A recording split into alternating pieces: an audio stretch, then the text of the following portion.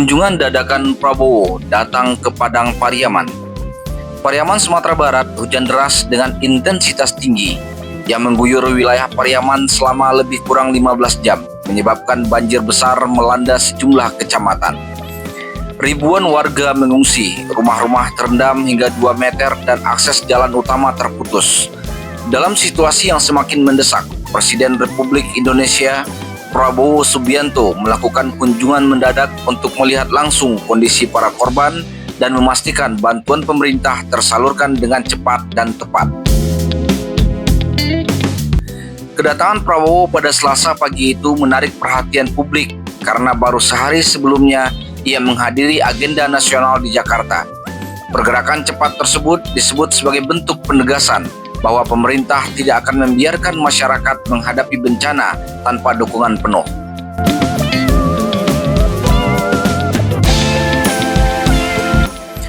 Pukul 8.50 waktu Indonesia bagian Barat, helikopter mendarat, warga mulai berkerumunan.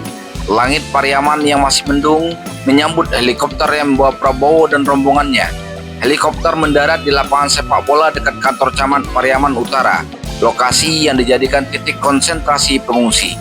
Begitu baling-baling helikopter berhenti berputar, warga langsung berbondong-bondong mendekat. Ia menyalami para relawan lalu berjalan menuju kerumunan warga yang tampak antusias.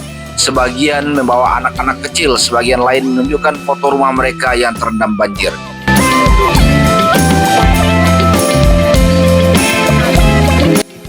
Bagaimana keadaan di sini? Semua aman? Tanya Prabowo berkali-kali kepada warga sambil sesekali menepuk bahu mereka untuk menenangkan.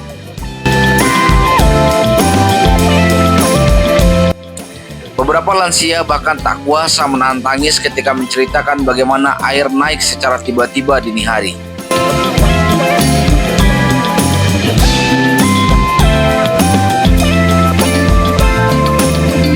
Sambil berjalan menyusuri lorong tenda, ia menyapa anak-anak yang sedang menggambar dan bermain di ruang ramah anak. "Kalian hebat, tetap semangat ya.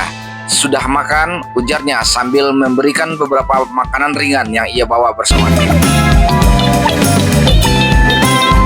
Para ibu yang mendampingi anak-anak itu mengaku senang karena perhatian terhadap psikologis anak terus menjadi fokus dalam penanganan bencana kali ini. Pukul 9.35 waktu Indonesia bagian Barat, tinjau dapur umum evaluasi keterbatasan logistik. Setelah itu, rombongan bergerak ke dapur umum yang dikelola oleh BPBD, TNI, dan berbagai organisasi kemanusiaan. Di sana, aroma masakan nasi dan sayur menyeruak dari panci-panci besar yang berjejer. Prabowo berbicara serius dengan para koordinator dapur umum mengenai stok bahan makanan, kapasitas memasak per hari hingga jadwal distribusi ke desa-desa yang terisolasi. Tingkatkan jumlah paket makanan, jangan sampai ada satupun warga yang tak mendapatkan jatah. Kalau perlu tambahkan logistik, laporkan langsung kepada saya bantu koordinasikan, katanya. Para relawan menyampaikan bahwa mereka membutuhkan tambahan kompor besar, gas dan bahan segar seperti sayuran, serta air bersih. Prabowo mencatat semuanya ke dalam buku kecil yang ia bawa. Kemudian pada pukul 10 waktu Indonesia bagian Barat, Prabowo meninjau tanggul jebol, bahas potensi banjir susulan. Prabowo kemudian bergerak menuju lokasi tanggul yang jebol di dekat aliran Sungai Batang Pariaman. Jalan menuju titik itu masih berlumpur sehingga rombongan harus berjalan kaki sejauh hampir 1 km. Sesampainya di lokasi, ia melihat langsung kerusakan tanggul sepanjang lebih dari 20 meter yang menyebabkan air sungai meluap ke permukiman warga. Ini prioritas, tanggul harus ditutup sementara untuk mencegah banjir susulan, tegasnya. Dia berdiskusi dengan tim teknis mengenai kebutuhan alat berat tambahan, karung, pasir, bronjong batu, serta personel yang akan diturunkan untuk perbaikan darurat.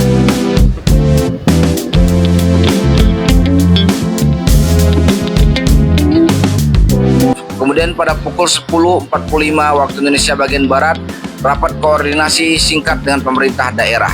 Di pos komando bencana, Prabowo mengatakan rapat tertutup dengan Wali Kota Pariaman, Kepala BPBD, dan perwakilan TNI Polri.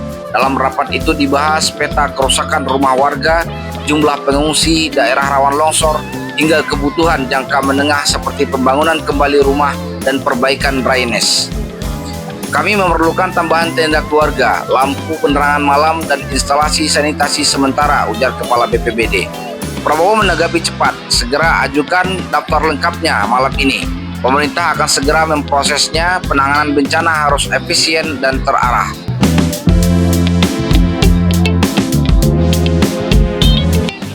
Kemudian pada pukul 11.20 waktu Indonesia bagian Barat, dialog terbuka dengan warga, keluhan disampaikan langsung.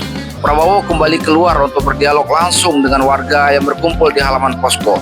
Mereka secara bergantian menyampaikan keluhan dan kebutuhan masing-masing. Beberapa warga meminta perhatian khusus terhadap akses jalan yang rusak berat, sementara warga pesisir meminta bantuan untuk memulihkan perahu serta alat tangkap yang ikut rusak akibat banjir.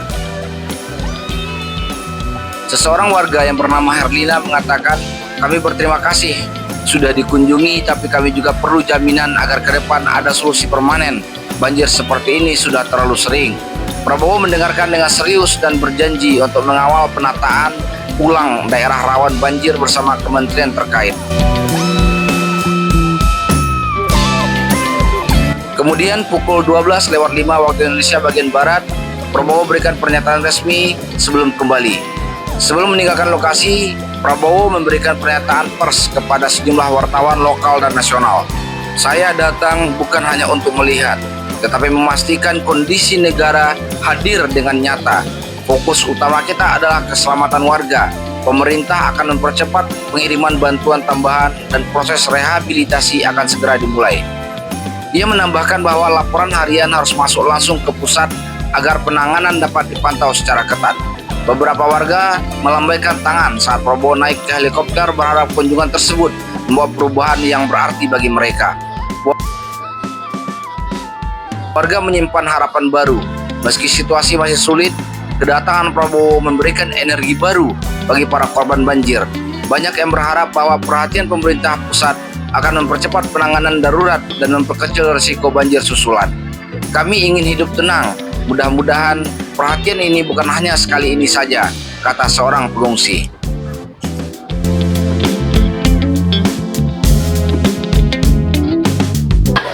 Pusat supaya kekayaan negara benar-benar untuk rakyat. Tidak ada kebocoran, tidak ada maling-maling yang mencuri uang rakyat.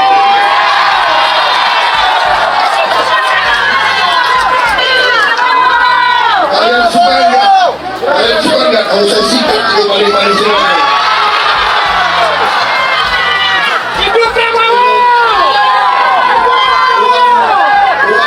Curi, nanti kita alirkan semua ke rakyat. Ya.